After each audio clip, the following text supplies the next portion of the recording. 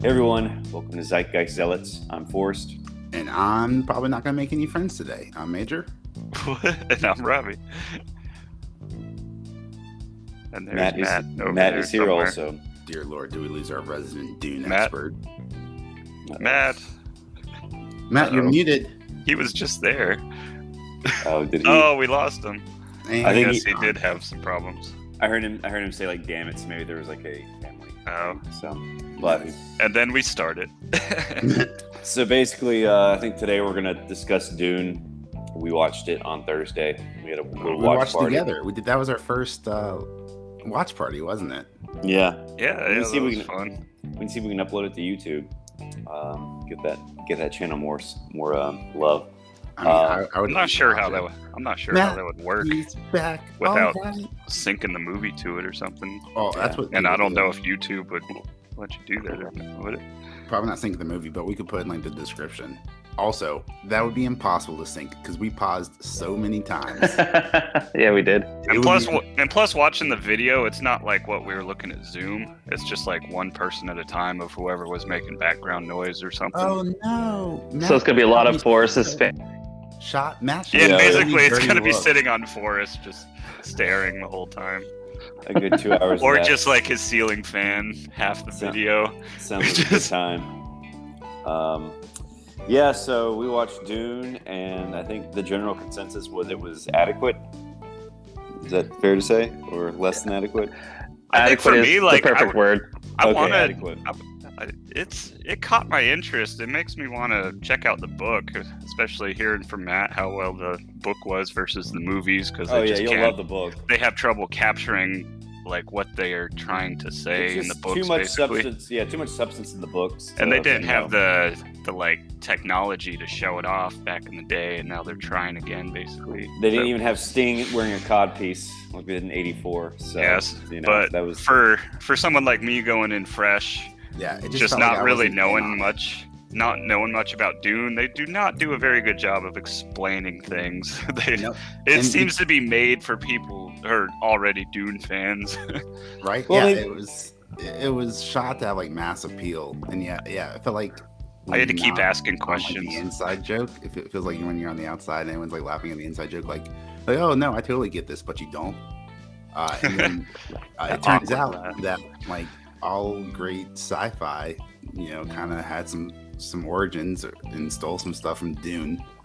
But because I'm just seeing Dune now, and I've seen all these other references beforehand, it just seemed like Dune was ripping them off when it was like the other way around. yeah. So what didn't you get, or what didn't you understand from the movie? The appeal, boom, got him. I meant like story wise. Okay. Yeah, So no, just- I mean, I But couldn't. you, know. It's got just you like- got the story. I guess. Well, and Yeah, the people, yeah. the people we keep cutting to that they don't really mention, they just cut to them, and you're like, who are Like these the guys? bear, But the hard. But you guys who read the book and seen some of the other stuff, you're already catching it, and I'm just trying to read into it. You mean like the bald people, the Harkonnens? Well, The really, any of Barons, them. I'm yeah. going in just totally fresh, not knowing anything. So Oh, okay. And then I like, don't know all these names. I don't know. Oh yeah, they're really weird names, but they didn't really do a good job explaining what mentats were. They kind of Exactly. do that weird eye thing, and I guess we're just supposed to know that they're not exactly human, but basically they really should have explained that those guys are basically living computers because they can't have computers in the Dune verse anymore Yeah, because they had like a big I missed that completely. yeah. Well, yep, Bootlarian Jihad. It's because of that you're not allowed to have computers. So you have these Bless you. superhumans, these mentats, and I feel they totally glossed over because they are important. Like having a mentat is like one of the most important things the house needs, and completely glossed over that. And they have to use the spice to, I guess, use their mental powers, right? Mhm. Or two, I think so. Yeah, how can spice? It seems a little. Oh shit! It's like vibranium; it can do anything. There you go. know? That's where I it's was whatever looking the for. It seems plot a little like needs. vibranium. You're telling me you can get high, you can live longer, and you can do intergalactic space travel. Yeah, from it's just like one fuel. substance. Like I'll fuel tell you for right the now, body, fuel for ships. if And all you they can do get is- high off of a substance, there will not be enough of it for you to do intergalactic space travel. Like Jeff Bezos couldn't get off the ground if it took all the marijuana in Seattle to get him into space, there just wouldn't be enough supply. Speaking of Mentats, they really didn't give Piter a lot to do, which was like the Harkonnens Mentat. Like, he was barely a character in this. And Yeah, exactly. he's sort of like a Loki-esque character in the book. You know, he's like very devious, or like Littlefinger. He's like very devious, and he's actually after Lady Jessica. I think in the book they like definitely, you know, ignored that section. Yeah, The he voice was schemes. really cool. Yeah, he schemes a lot, even with the Harkonnen scheming. So like, there's like this backstab to a backstab to a backstab type thing in the book. And I schemes. didn't get any of that, except for you might be talking about the one guy who fought a bunch of guys and then had to put the poison tooth in his mouth. The problem with all these names are I don't know any of these names except Paul. Well, the guy who played Polka Dot Man was Piter. He looked just like Polka Dot Man, except like Polka Dot Man wore all black. Wait, are you talking about from Suicide Squad? The Polka Dot Man? Yeah. The same actor was in Dune, Oh, okay.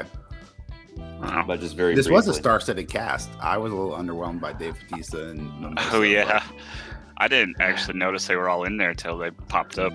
They didn't really give Josh Brolin a lot to do in this. No. So hopefully I he'll didn't even come back. realize that was Josh Brolin. Like, I looked at that jawline and I was like, you know who'd be great for this character? Josh Brolin. I wonder why he's not playing him, but it was Josh Brolin. I was like, Well, oops.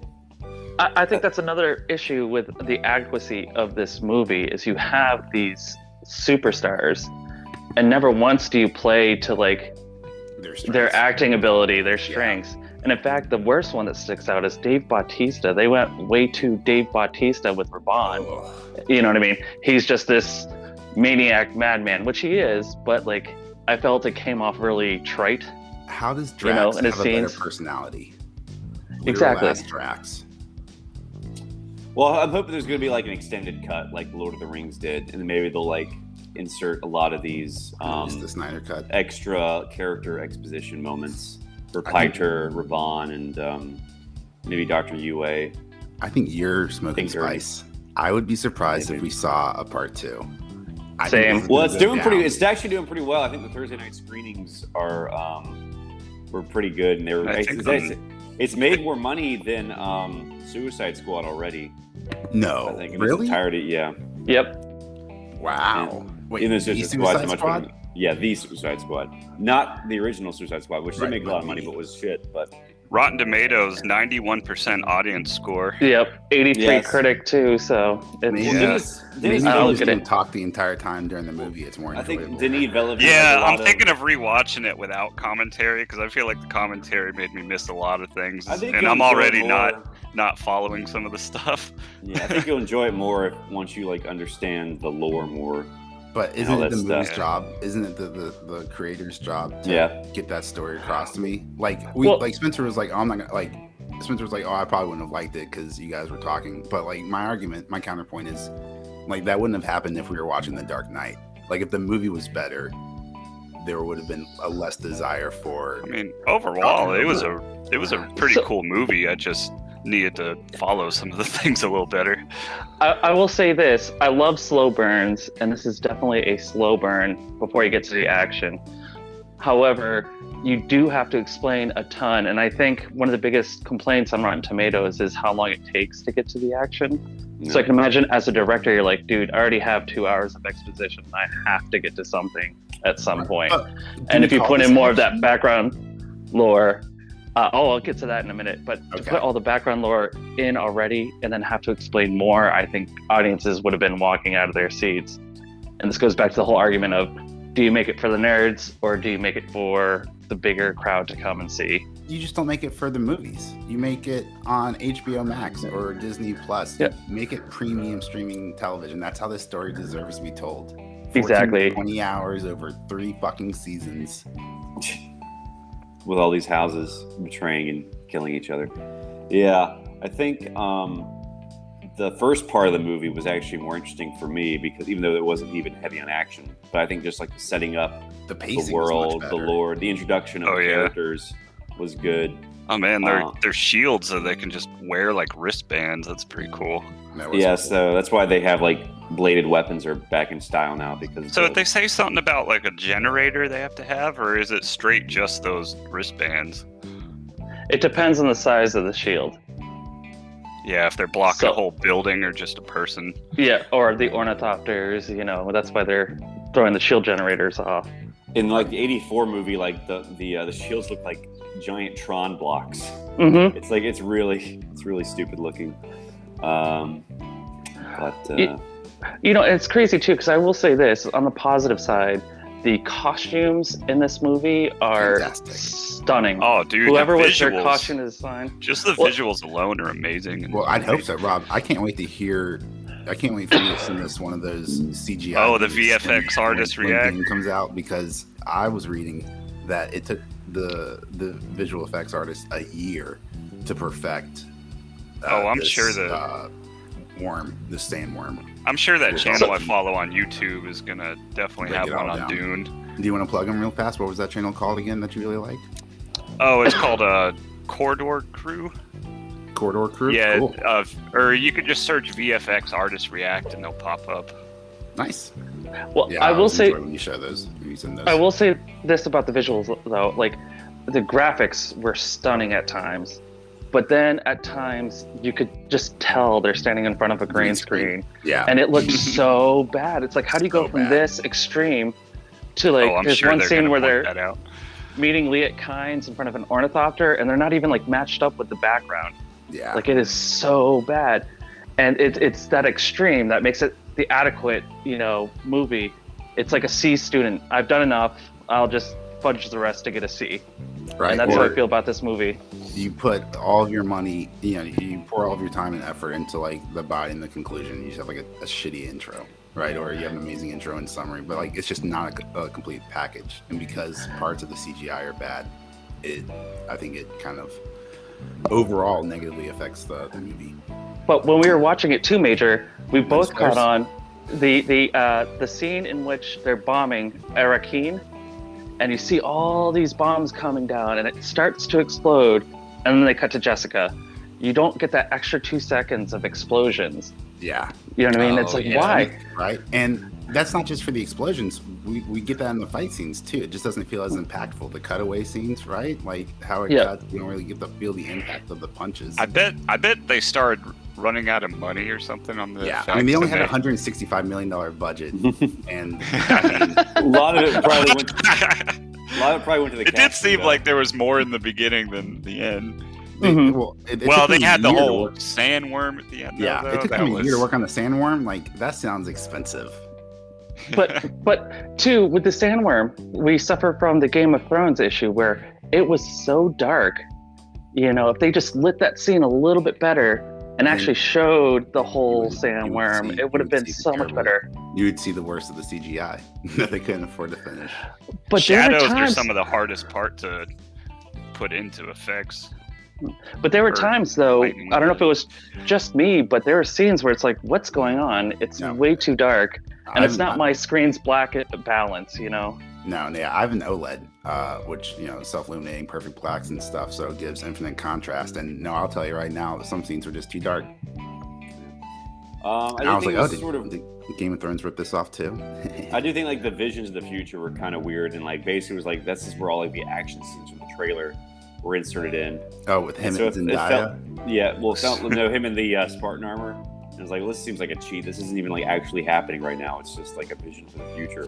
Look what could happen. Yeah, look what might happen if you tune into this movie and we get a sequel. I think one of the Oh coolest yeah, parts, if you give us a sequel, you'll get this. and one of like the easiest parts to understand as a new would-be wannabe fan coming into this movie is the voice, right? That seemed cool, and then they briefly touch on it, hint at it at the beginning, put some intrigue in there, and then they just don't really bring it up until like much later, like 2 hours later in the movie. These aren't the Atreides you're looking for. Don't you use the voice on me, right? They didn't explain that box. That was a weird scene. Like, Yeah, that really had nothing to do with the actual movie, I guess. Besides, Yeah.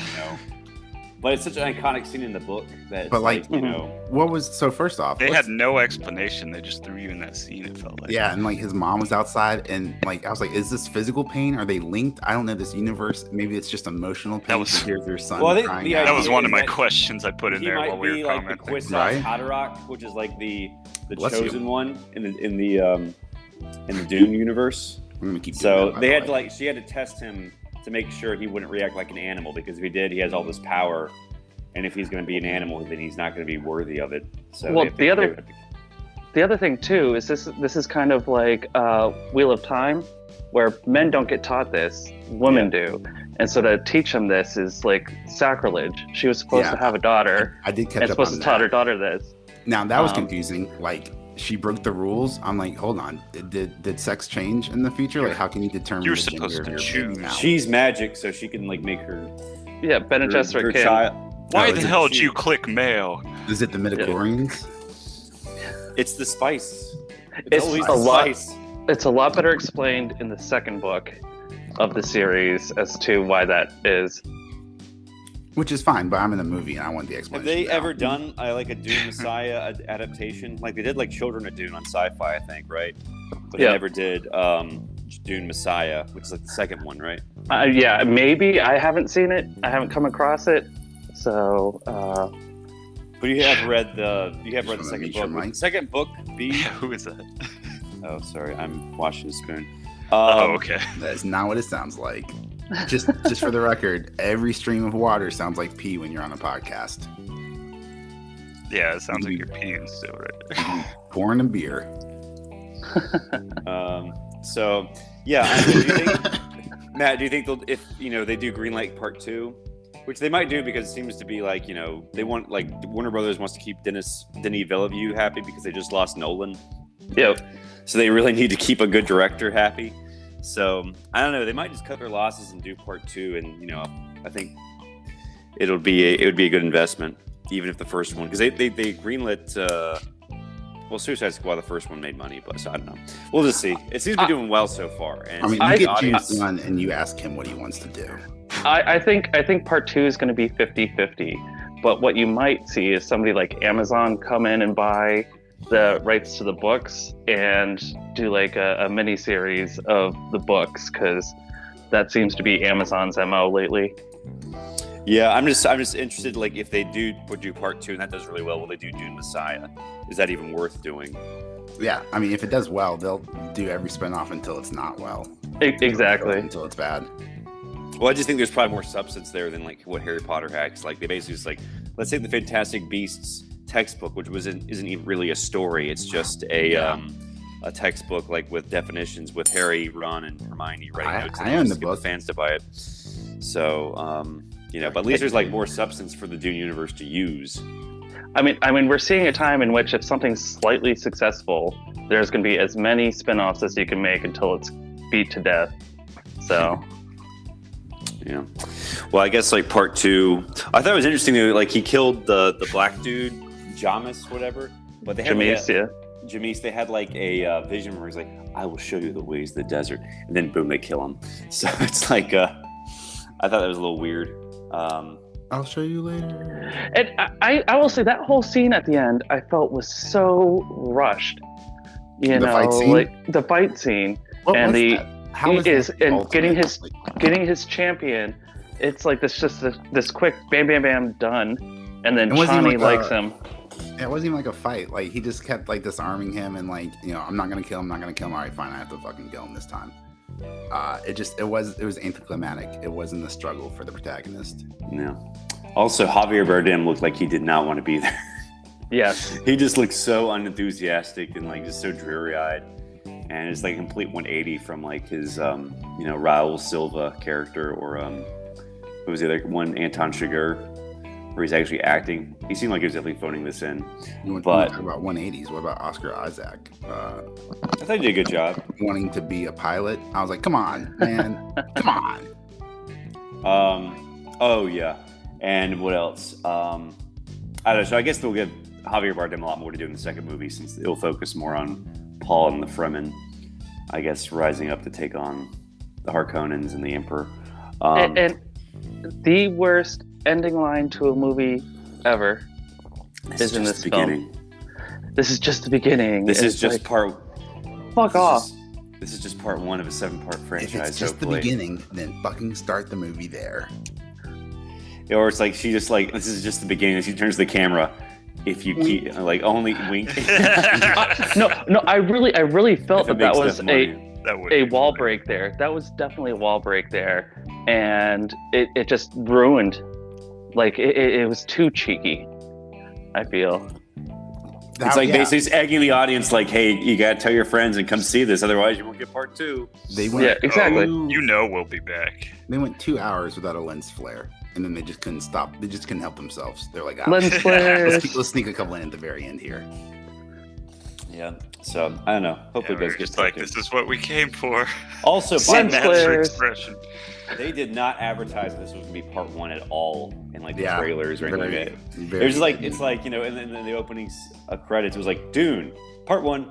It's like Howard started to drop this bombshell on you, but yeah, this isn't the full story. At least they can start with like part 4.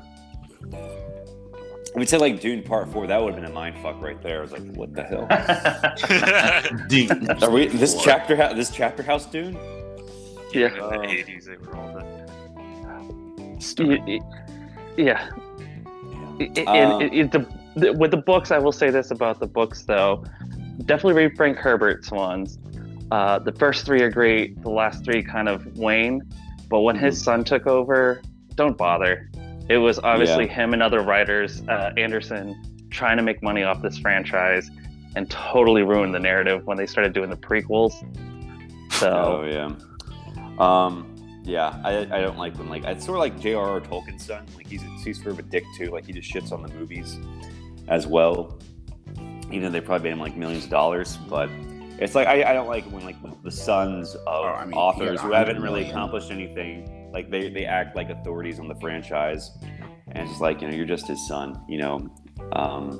I mean I get they're in charge of the rights and stuff, but it's just like sort of like just come up with your own franchise, man. So and overall, I will say that this movie, for the most part, followed the books fairly well. They just didn't explain a lot. I love the exposition dumps a lot better than in previous shows we've watched.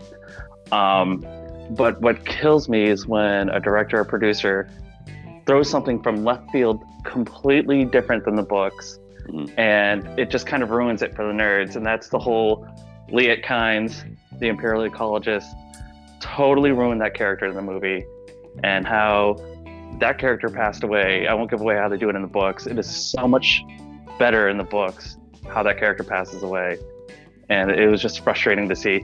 Oh, I'm being attacked. I'll take out Sardaukar with a worm. That didn't happen in the book? No. Okay.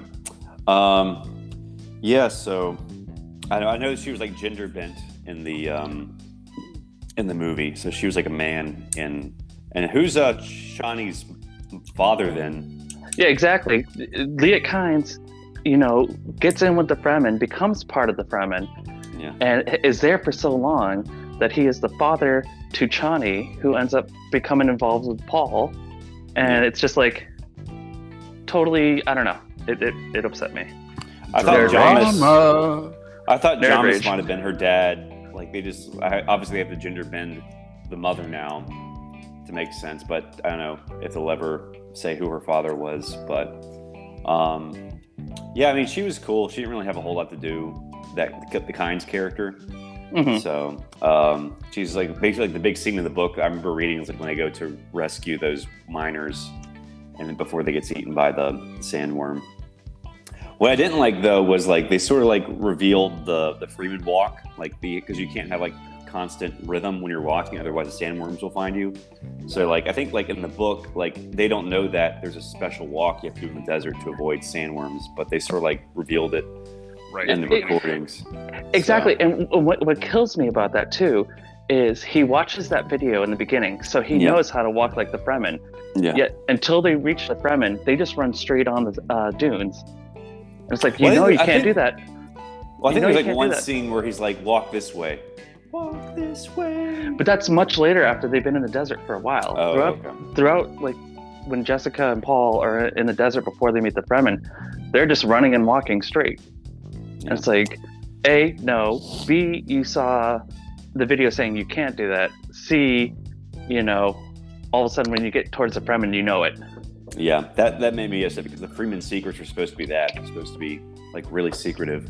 about like how they can survive in the desert. You know, not just like with the still suits, but also like avoiding sandworms. And they have like the Freeman kit, right, which like, you know, sets off a pulse.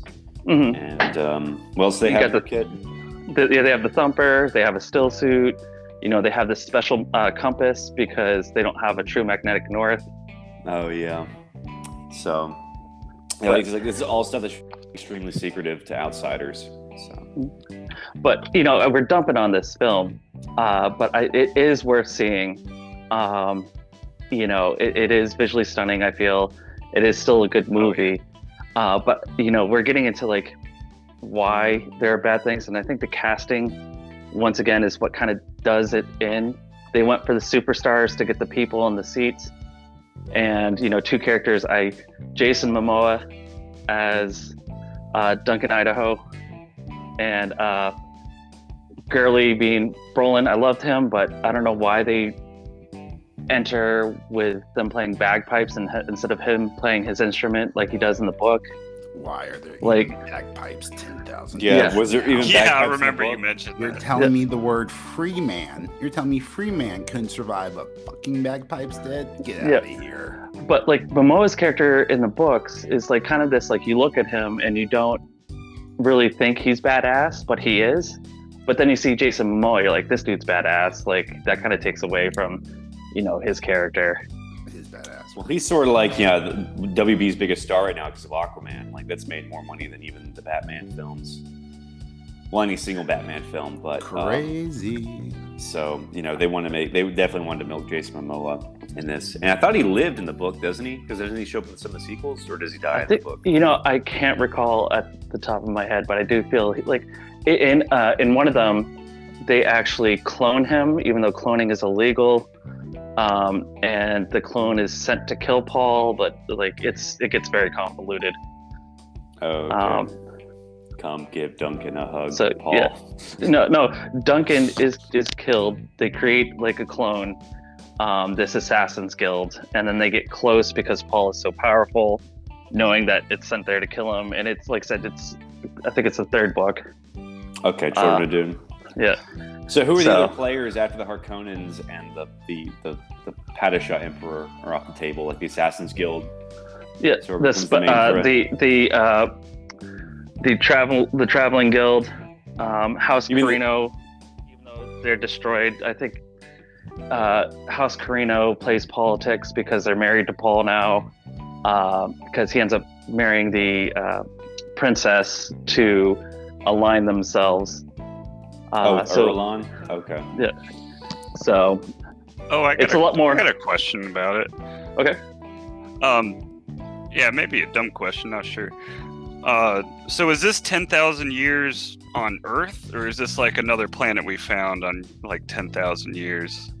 Well, they're from Caladan, Atreides, and so this is just kind of a made up, like, and it's not even like. So it doesn't have anything to They're do with like Earth. the human race is originally from Earth, but they've sort of ventured out to the stars. Oh, okay. And they've That's what I thought. I wasn't sure if this was like Earth. They're on Earth, but it's like 8,000 years later. It's just a desert weird, planet like, or something. Where do are the Freemen natural to Arrakis, or do they like the people go there and settle from Earth? You know, they go into their backstory, like in one of the books, and they like came thousands and thousands of years ago and were able to adapt. And I think it's kind of like an Australia thing where they were like on the run, or they convicts? were convicts. So it's like the Freemen don't have any spaceships; they can't like leave Arrakis. Nope. Also, yeah, I guess strangely absent was the Spacing Guild, right? Yep. Like the ones who they weren't in this movie. The whole scene in the David Lynch version where you see what they become when they do too much spice, and he has the scene where he's talking with one of the with the Emperor saying, "Make sure this is dealt with. The spice must flow." Never once did they say the spice must flow in this movie. That is pivotal to this universe. Yeah, it's kind of like the Spacing Guild are the ones who are really in charge, and the Emperor is just sort of like a puppet, it seems. Yep, pretty much. And like the Spacing Guild never revealed themselves, I guess, except to the Emperor, because they just provide transportation. They don't actually show people who they are. So, Yeah, and I feel like they didn't really stress enough how important spice is. They don't show you. They told you. They're just like, it is and important. Them farming it at one battle. You know, but they didn't show like why it's so important. What happens when you don't have the spice? You know, like they just told you spice is important. That would be cool if they dug into that more. Yeah. So, oh well. We'll see if they get a part 2. Reading a thing about apparently Earth is out there. It got destroyed a long time ago, though. Yeah. Irradiated, and it's just, what does it say?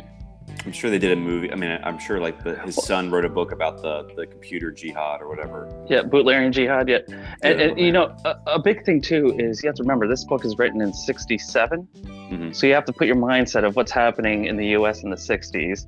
And Herbert was a scientist as well. And so you'll see, you know, a lot more allegories if you know a little bit of historical context of the 60s. Yeah, trying to get the oil from the Middle East. Mm-hmm. There was probably a lot of unrest there. The Bene Gesserit are, you know, a certain country who is always plotting and scheming and trying to get the region to do what they want, you know. Yeah.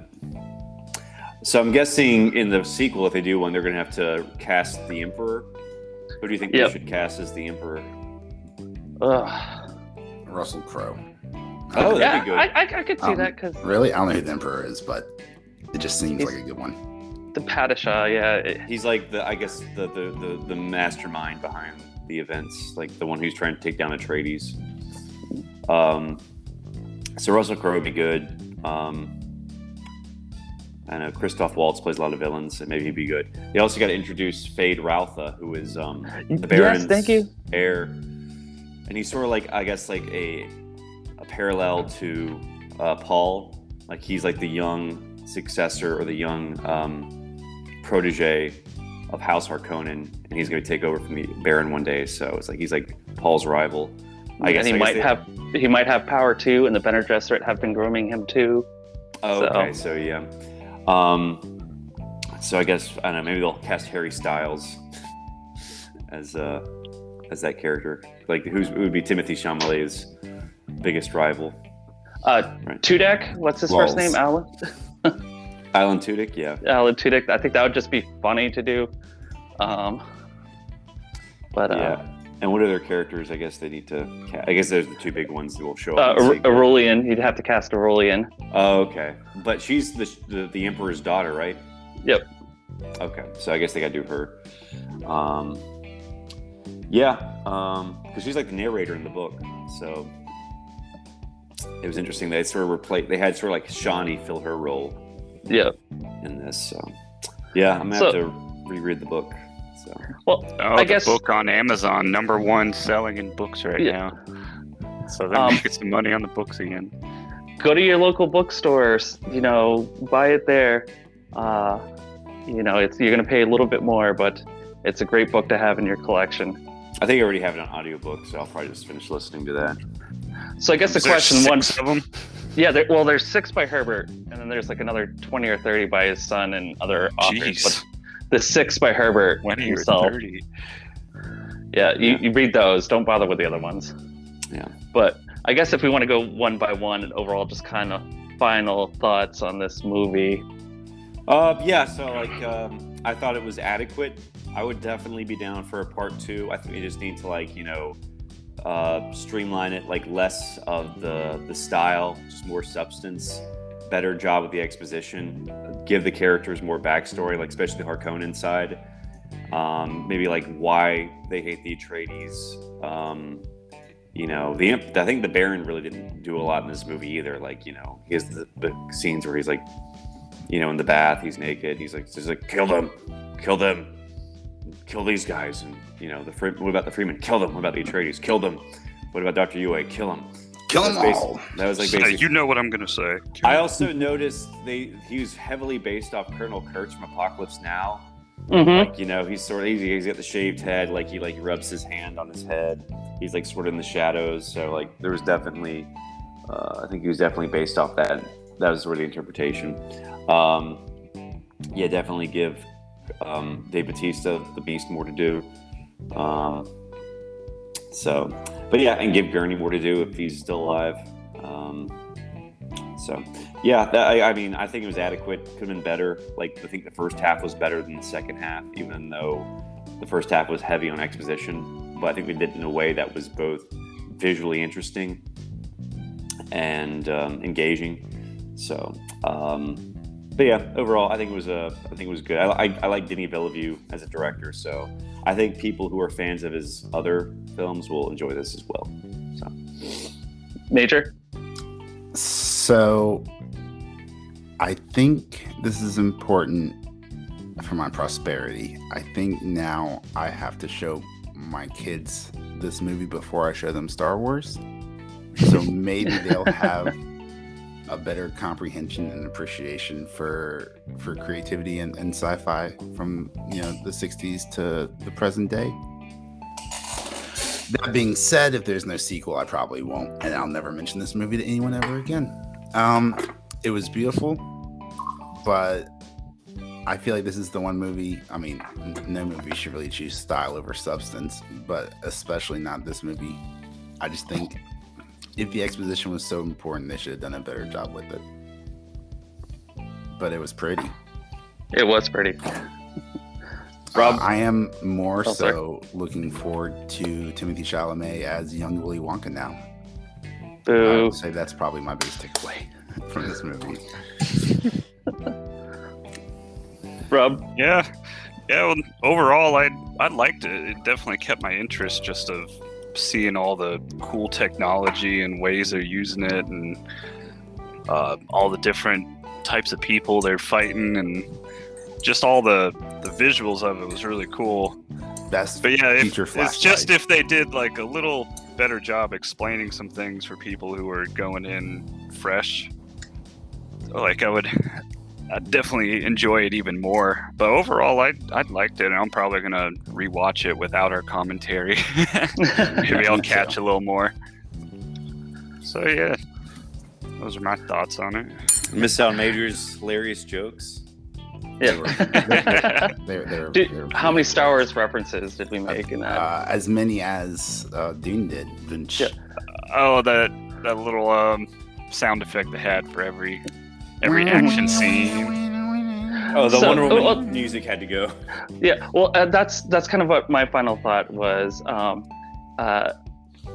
I grew up with Dune. I've always loved Dune. My brother and I, shout out to my brother Brian. Hey, Brian. We got way too into this as teenagers. There was computer games with Dune. There was the books. There was like all this crap that we had at our house. So I've grown up with this pretty much my whole life, and I love it. And I feel that the soundtrack to this movie adequately describes how adequate this movie it is. At times, the music was impressive, but then it became repetitive. And then we introduced the Wonder Woman music, which I don't get why that's a thing now. Yeah, my wife said she liked it, but I was like, no. And then I had to show her the pitch meeting where they make fun of the Snyder Cut. Oh yeah. And how he plays Wonder Woman music every time he says Wonder Woman, to explain why that's just such a joke now. But I think I don't think I've seen that. Oh, it's fantastic. if you listen to the music of this movie, you'll see where they had so much potential to do so much more, but then brought it back in and were like, nah, we're good with this, and let's just leave it here. It is the C student of movies. Good, worst scene, the costumes are amazing, the visual effects when they're on point were some of the best visuals I've seen. The ornithopters alone were exactly how I envisioned them in my head. Oh yeah, those are pretty cool. And so when they do it right, it is amazing. But when they phone it in, it is obvious and it is frustrating. So Some of the green screens. I think they're definitely gonna do an extended cut when like a year from now when they release this on Blu-ray or whatever. And I think they'll probably have more exposition scenes, at least in part one, just to tie up the exposition failures of the first part. So, but yeah, that's all I got. that's all I got. All right, Yep. That's our show, everybody. Major, you want to plug? I I watched the latest episode of Why the Last Man just because FX has given up on it doesn't mean I have. However, it was so boring I don't remember any of it. So I guess we're gonna go ahead and plug our podcast at Zealot Podcast on Twitter. You can email us at zealotzeitgeist@gmail.com. But Twitter, that's the way to go. Give us a follow. Go ahead, like, subscribe, share, rate the review, right? Oh, we should throw our Discord on Probably Twitter or something too. Yeah, we can throw the Discord on Twitter. Oh yeah, we can put that in the bio. Let's do that. That's a good idea. Look at that. You got some real witnessing some real brain power here. He says, not being able to make a complete sentence. He needs spice See if we have to awaken his mind. at least one fan that shows up.